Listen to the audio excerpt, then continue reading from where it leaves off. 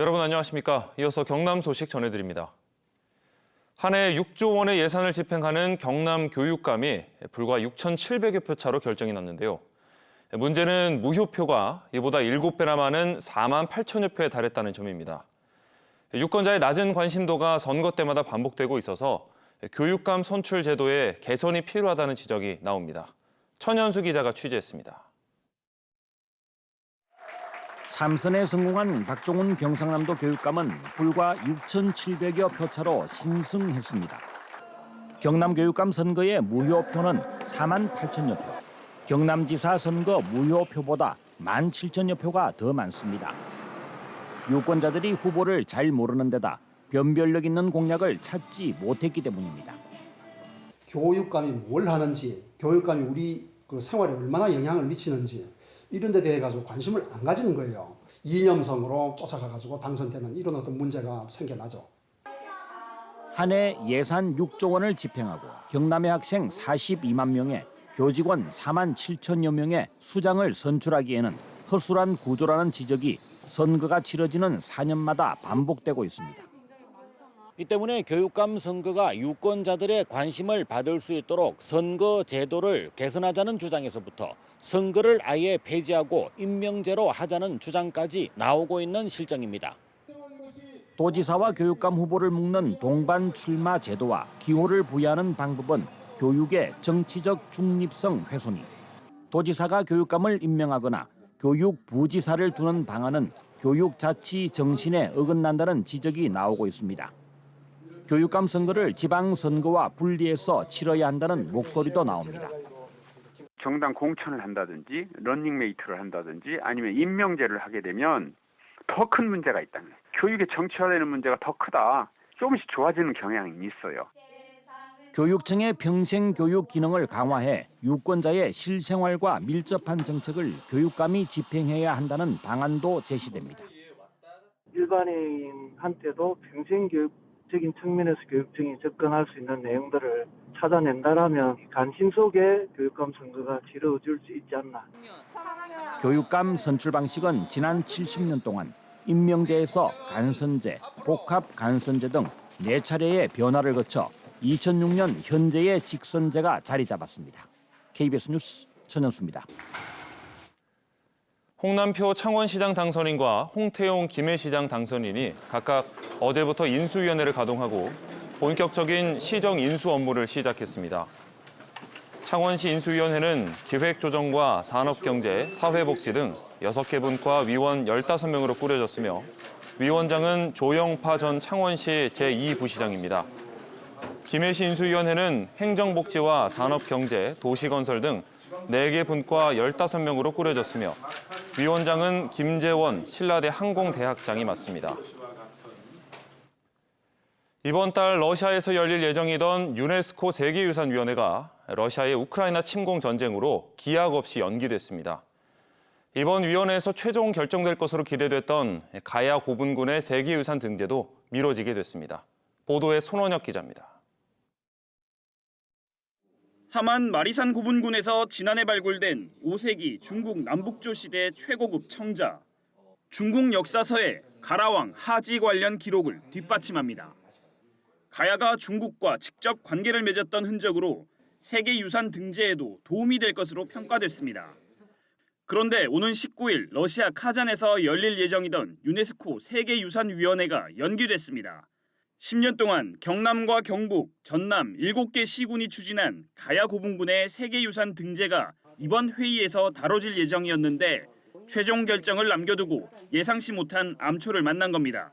언제 총회가 다시 개최될지 여부를 기다리는 중에 있고 지금 현재 유네스코의 입장은 날짜에 대해서는 아직 예정하고 있지 않습니다.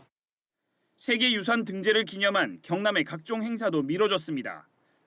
등재에 맞춰 관광과 인프라 구축, 보전 관리 등 3,100억 원 규모의 70여 개 사업도 발굴했지만 본격적인 추진은 늦춰질 수밖에 없습니다.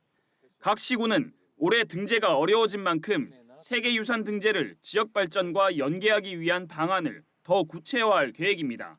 등재 자체로서 이제 끝이 나는 게 아니라 이 세계유산 등재를 통해서 지역사회의 이런 발전으로 또 이어나갈 부분이 또 상당히 중요하게 큰 부분이기 때문에 우리나라 16번째 세계유산 지정이 점쳐지는 가야 고분군. 등재가 결정될 날을 기약 없이 기다리게 됐습니다. KBS 뉴스 손원혁입니다.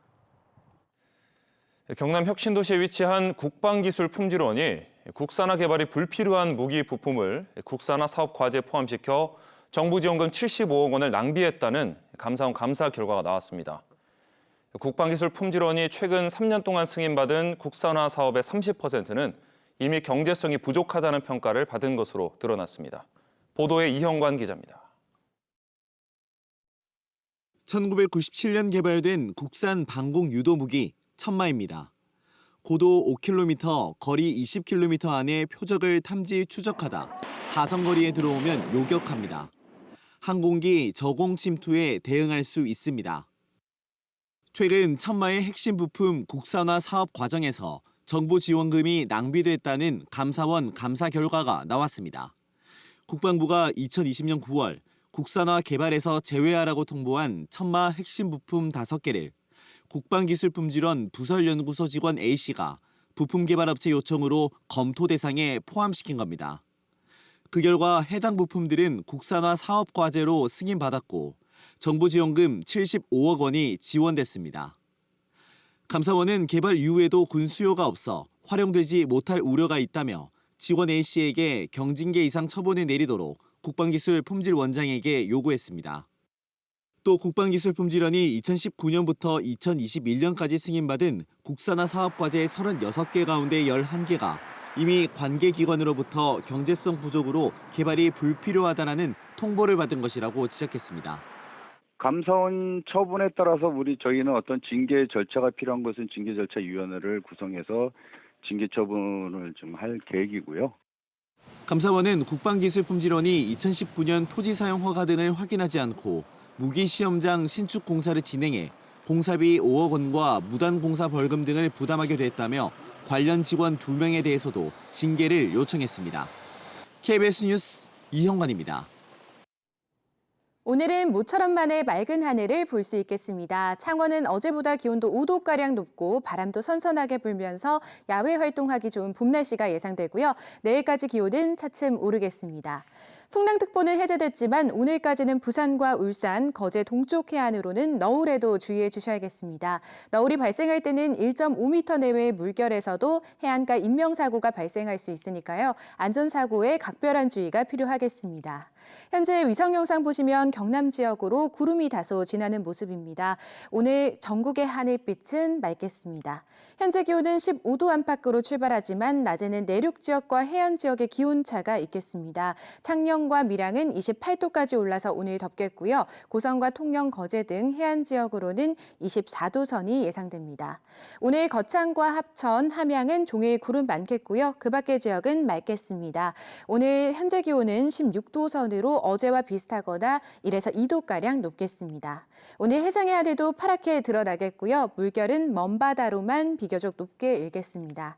내일까지는 맑다가 이번 주말에는 흐려지겠고요. 다음 주에는 또 한 차례 비가 내리겠습니다. 기상정보였습니다. 경남에서는 1,500여 명이 화물연대 파업에 참여하고 있는 가운데 조선기자재 운송조합원의 90%인 300여 명이 파업에 참여하고 있어 이르면 오늘부터 조선기자재 물류 차질이 예상되고 있습니다. 한편 경남경찰은 어제 새벽 3시 40분쯤 거제 삼성중공업 후문에서 음식물 수거 차량의 운행을 방해하고 차량 유리를 부순 50대 조합원 1명을 특수 재물손괴 혐의로 입건했습니다. 경남 지역 주유소의 휘발유 가격이 지난 1일 2,000원을 넘은 뒤 계속 오르고 있습니다.